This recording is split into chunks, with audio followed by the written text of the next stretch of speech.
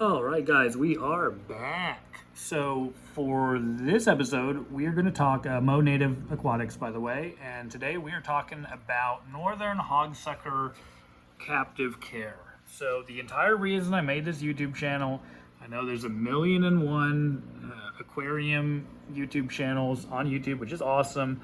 All of them have something cool to add to the aquarium hobby. What I am hoping to add to the aquarium hobby is how to integrate these awesome sucker fish into your native aquariums, your native community tanks. So this is my 220-gallon native aquarium, essentially a community tank. It's supposed to be a predator tank, but as you can see, some non-predators have snuck their way in, and as long as they are large enough that the predators do not eat them, then we have a tentative, balanced community aquarium. So why would you even want a Northern Hogsucker integrated into your community tank, your native community tank? You wouldn't even have to have it in a native tank. You could have it in an everything tank. The reason is that they are just an awesome kind of a, I don't know, they play a very important role. So like you look at the smallmouth bass, what role does he play? He just eats stuff. That's all he does. He has no benefit to the tank. He runs a risk of, as he grows and gets all fat, he's gonna get bigger and bigger, and he's gonna start eating all the other stuff in your aquarium. Does he look cool? I mean, all he adds is the fact that having a smallmouth bass is just stinking cool. They're fun. They've got lots of personality, but they're not really serving any purpose in your aquarium. Long-ear sunfish, really, they are absolutely beautiful. So if you had to ask, what does this add to your aquarium? Beauty. Way more beauty than does the smallmouth. And whatever, we can go on and on. Stone rollers, well, technically, they can eat some algae. There are algae eaters. They're kind of omnivores. Although, I mean, they're not doing, my logs are covered in algae, so they're very selective on what algae they like to eat. So whatever. Point being, there's very few aquarium species that will actually contribute to the health of your aquarium ecosystem, and these hogsuckers are one of them, and you'll see why. Look at what he's doing. So he's sifting through all of the mold and debris, and he's the reason that the water column is so covered in silt and debris. And these canister filters are doing a terrible job of trying to pull all of that debris out of the water column. But I've had this aquarium for a very long time, going on 8 years or something along, I think it's around 8 years or more that I've had this aquarium. And in the past, when I had this set up previously, if I had just shown you, of course, about 2 years in, if I had shown you like the gravel, and this is only, we're only going on 6 months, not even quite 6 months, 5 months or so that I've had this aquarium set up. And still, if you had looked back when I had this set up for like 2 years, all of this gravel and all these rocks would just be covered in algae. Now, part of that was because my light setup, I have a different light setup on my aquarium hood. I'll go into that one of these days, how I have these lights set up, but it's on a dimmer. So I have them pretty bright right now so that I can show you guys the tank, but I can dim it way down, and then now it's struggling. Let me keep that turned up pretty bright so that I can show you guys the fish, because I'm in cinematic mode on my camera.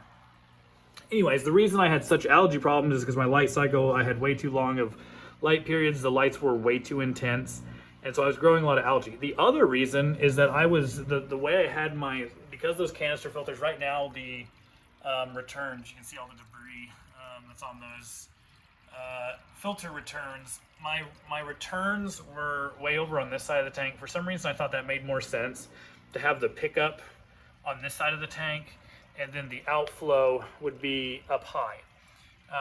But that's actually not, my understanding is that the canister filters setups are designed to have intake and outflow area in the same side of the tank. And that's supposed to do kind of essentially it pushes water out on the top, it comes around and then gets picked up on the bottom, and you've just got this constant rotation of water.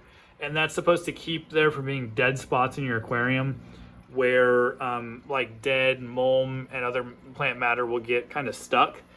But even still, like if you look down in these low spots, because of how they've sifted this gravel there's a bunch of debris and uneaten food because I way overfeed them. These are blackworm pellets that I'm trying to get these hogsuckers to eat.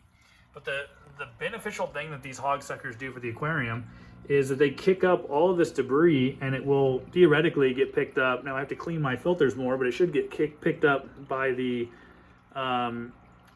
inflow, whatever those are called, and they would get removed by the filter.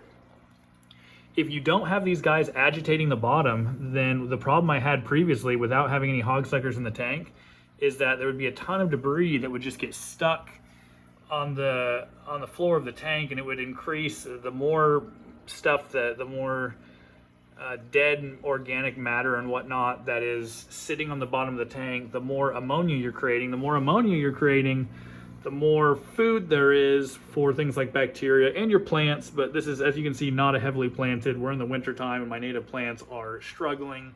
We'll talk about plants later on.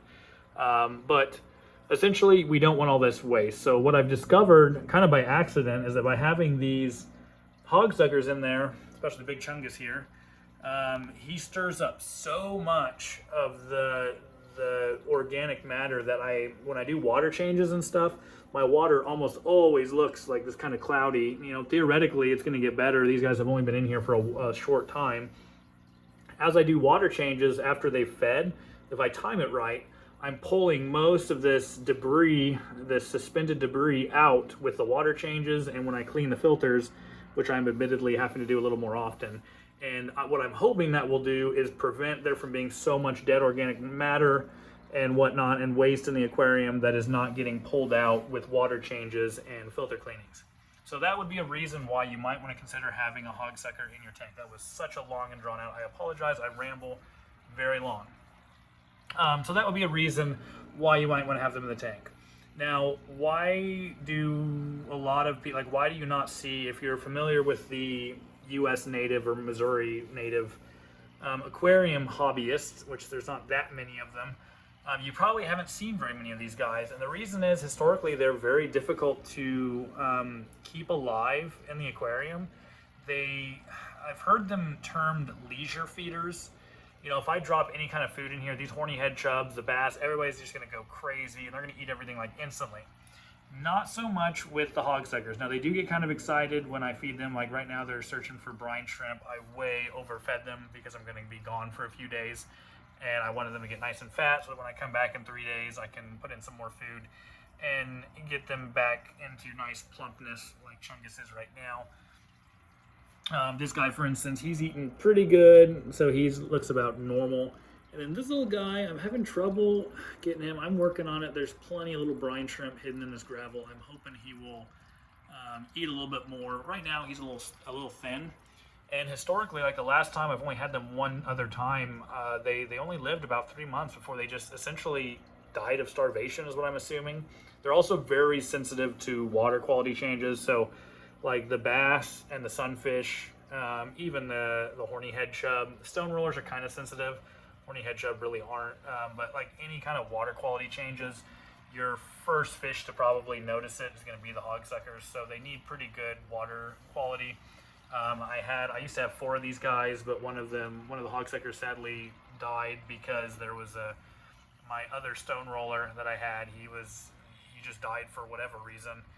And I didn't see it, and he started to rot somewhere there inside all this woody mess.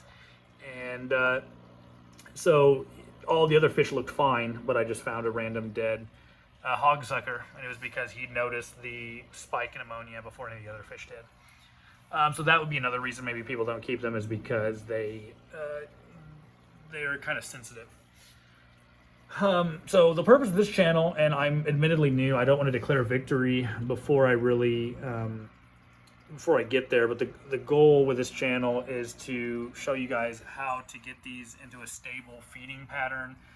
People use turkey basters and they like inject their gravel with food, and then that way the other fish don't eat them. I don't really want to go. That doesn't seem very practical, especially for such a large tank. I don't like having to do things where I have to stick my hand into the water. I don't mind getting my hands wet. It's just, I prefer to have things as hands-off as possible and as optimized as possible. so far my method has just been to brine shrimp. They're so small that I can just essentially snow the tank with brine shrimp every day or two, and then they kind of eat it when they get a chance to. Problem is, these guys will also eat everything they can find. So the reason brine shrimp seem to be successful is that they're so tiny. I can put so many of them in there that the filter feeding, the kind of suction feeding that these horny head chubs do, or sorry, not horny head chubs, the hogsuckers do, tends to be more efficient at finding the food than the just individual bites. That like the chubs will go and bite individual little brine shrimp. The sunfish do the same thing. And so that's like the, so far I'm finding that the hogsuckers are kind of out competing the other fish for brine shrimp. I've tried frozen bloodworms. The hogsuckers really like frozen bloodworms as well, but so does everything else in the tank. And I found that because the bloodworms are a little bit larger, they get targeted pretty quickly, and so they get eaten before the hogsuckers really get a chance to find them. So far, the brine shrimp seem to be the go-to food for me, frozen brine shrimp, because they're very small. They slide in between the little pieces of gravel, and then the hogsuckers will find them throughout the day as they sift through and turn over the gravel and essentially the entire tank.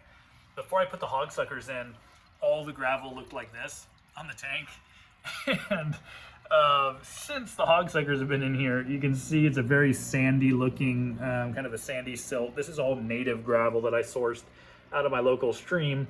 And this is kind of, to me, this is the consistency. You want kind of this smallish to medium-sized gravel with a silty bottom, and they really love to sift through that.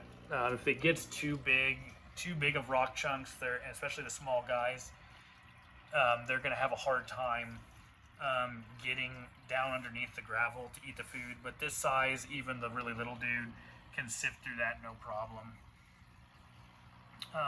Anyways, that I think I'm going to call that good. That'll be like part one of the hogsuckers, the introduction to the hogsuckers. I'm going to do another part.